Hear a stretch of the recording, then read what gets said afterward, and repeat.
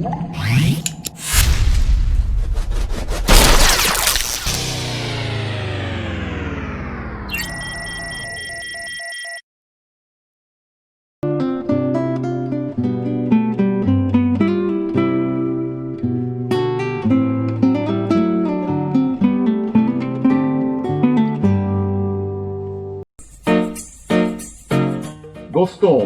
मैं आपको एक कहानी बताने जा रहा हूँ। एक शिकारी ने जंगल में अपना रास्ता खो गया। वह 3 दिनों तक भटकता रहा, लेकिन जंगल से बाहर निकलने का रास्ता नहीं खोज पा रहा था।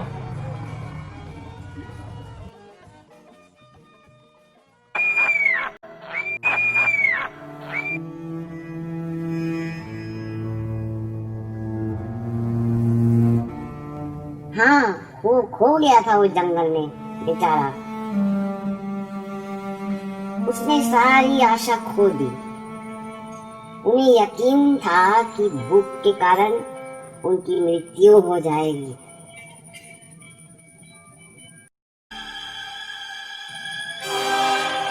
उस क्षण उसने एक सेब का पेड़ देखा था।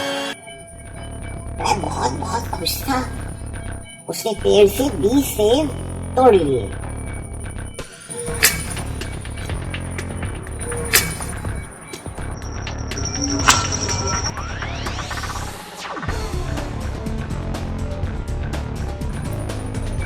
जब उसने पहला सेब खाया तो वह बहुत खुश हुआ। उन्होंने जीवन देने के लिए भगवान का शुक्रिया अदा किया। हे भगवान, उसने कहा, मैं कितना भाग्यशाली हूँ, बहुत बहुत भाग्यशाली। लेकिन जब उसने दूसरा सेब खाया तो वह कामा भारी था। जैसे जैसे वह एक एक सेब खाते रहे, खाने के लिए कुछ पाने की खुशी कम होती गई। हाँ, खुशी कम होती गई। उन्हें 10वां सेब खाने में मजा नहीं आया। कुछ सेब जो मीठे नहीं थे वह फेंक भी दिया था, पटक के फेंक दिया था। गुस्सा भी हो गया।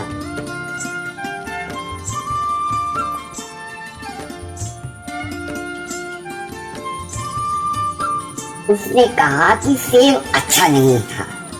जी, अच्छा नहीं।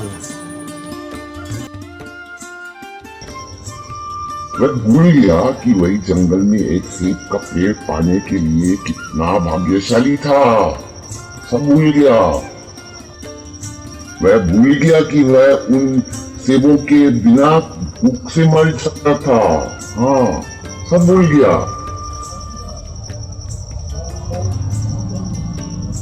इकोनॉमिक्स में इसे law of diminishing marginal utility कहा जाता है। Law of diminishing marginal utility. हाँ,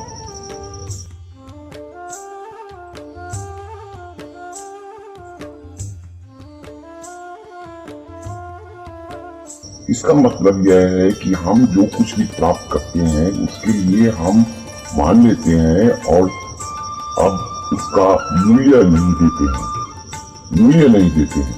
मिल गया, ठीक है। सरल शब्दों में यह आभार कम करने का नियम है। आभार कम करने का नियम। इसका मतलब यह है कि हमारे पास जो कुछ भी है वह हमारे अधिकार का हिस्सा है। अधिकार हो गया अभी, समझा? हम भूल जाते हैं कि हम कितने भाग्यशाली हैं और धन्य हैं। हम भगवान से शुक्रिया करना भूल जाते हैं। हम शिकायत करने लगते हैं, मांग करने लगते हैं। हम अपने शुभ चिंतकों को गाली भी कभी दे देते हैं, झगड़ा करते हैं उनके साथ, डिमांड करते हैं उनके साथ कि मेरा हक है, ये नहीं पड़ेगा। यह 10वां सेब का प्रभाव, समझे? 10वां सेब हमारे पास जो कुछ भी है उसकी सराहना की कमी का प्रतीक है। हाँ, कमी का प्रतीक है। हम जीवन में शिकारी हैं, हम सब जीवन में शिकारी हैं। सेब उपहार जीवन हमें देता है, सेब उपहार जीवन हमें देता है। 10वां सेब पहले सेब की तरह ही मीठा होता है। हाँ, उसमें कोई फर्क नहीं है, फिर भी हम उसकी शिकायत करते हैं। क्यों? 10वां सेब सड़ा हुआ नहीं है। नहीं नहीं, कभी नहीं। यह पहले सेब की तरह ही मीठा होता है। हाँ, लेकिन जो गलत है वह हमारे अपने विचारों और दिमाग में है। वही गलत है हमारे अपने विचारों और दिमाग में।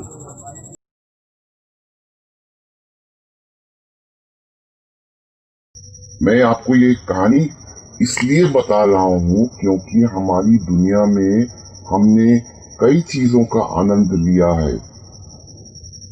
खूब पैसा, खाना, आराम, गाड़ी बाड़ी, घर, धन दौलत, फिर भी हम हमेशा शिकायत कर रहे हैं। हम लोगों का शिकायत करते हैं, सरकारी का शिकायत करते हैं, नौकरियों की शिकायत करते हैं, भोजन की शिकायत करते हैं, मौसम के बारे में शिकायत करते हैं। हम स्वार्थी और घमंडी और लालची हैं। हम केवल अपने बारे में सोचते हैं, न कि दूसरों को जो महसूस होता है या उनकी जरूरत क्या होती है।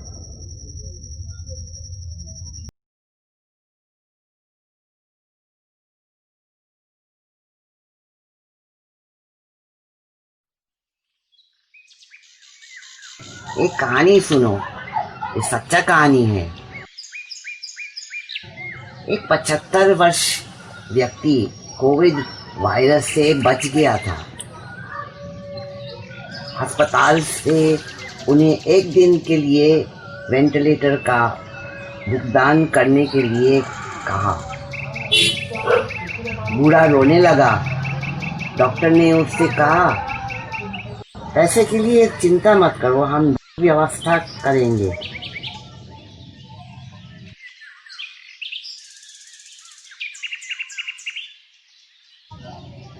जब बूढ़े व्यक्ति ने जवाब दिया तो डॉक्टर की आंखों में आंसू आ गए। उसका जवाब सुनोगे? बूढ़ा ने कहा, मैं पैसा दे सकता हूँ, पैसा प्रॉब्लम नहीं है। मैं खुशी के लिए रो रहा हूँ क्योंकि मैंने 75 साल के लिए भगवान की हवा से सांस ली है और उसके लिए कभी भुगतान नहीं को किया है। मैंने उसके लिए कभी भगवान का शुक्रिया अदा नहीं किया। एक दिन के लिए वेंटिलेटर का भुगतान करने के लिए हजारों रुपया लग जाते हैं। क्या आप जानते हैं कि 75 वर्ष के लिए मुझे भगवान को कितना भुगतान करना है? जानते हो?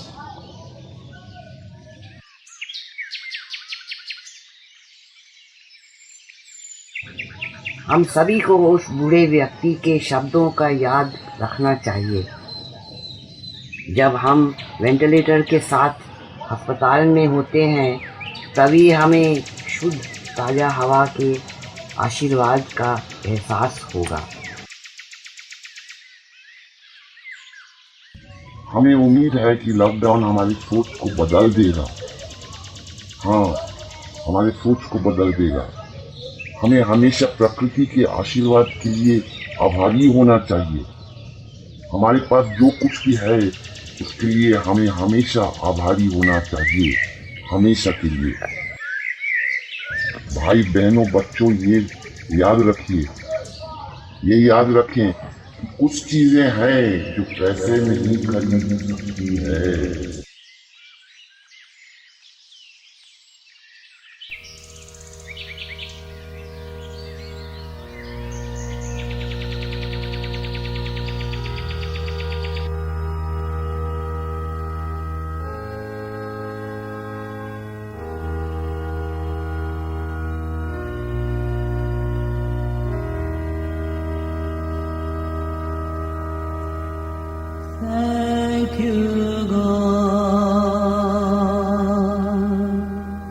forgiving us, birds to sing sweet songs at sunrise.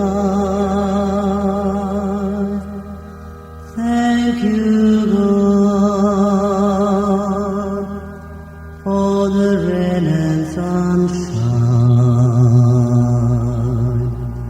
Thank you, God, for the food we eat. Thank you, God. Thank you, God. Thank you, God, for all these miracles